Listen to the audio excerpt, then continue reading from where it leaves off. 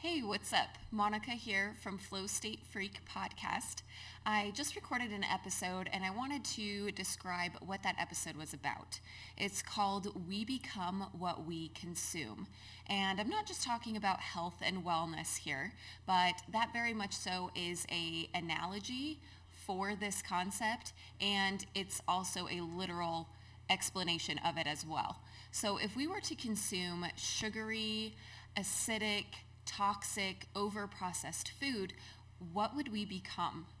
Would we also become toxic, acidic, full of chemicals, low energy, stressed, unhealthy, maybe even provoke some cancer cell growth? Absolutely yes.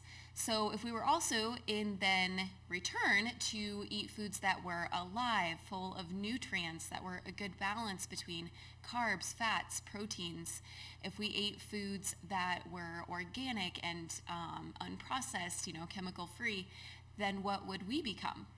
We would become more alive. We would become healthier. We would be healing instead of ripping apart and stripping our bodies. We would be nourishing them instead of starving them. So the same thing works with our minds. Our brain is one large muscle, and it's even more than a muscle. The amount of neurons and connections that are going on in our brain are astounding.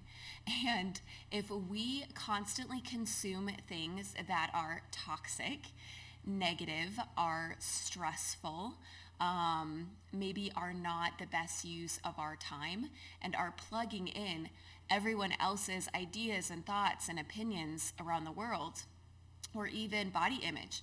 If we're scrolling through Instagram and all we do is follow these amazing, maybe athletic people, we're going to set that standard for that's the norm, and we're going to start playing the comparison game. And so what we digest on a consistent basis is going to be how our mind is set up and filters what it is that we're seeing, what things mean, and what we should be paying attention to. So this podcast episode, I talk about your reticular activating system and how it is proof that we become what we consume.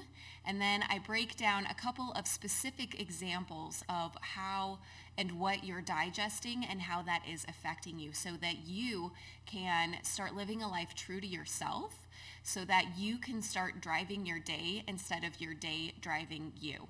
So go ahead and jump over to flowstatefreak.com. This is episode number 2. And again, it's called We Become What We Consume. I can't wait to see you over there. Thanks.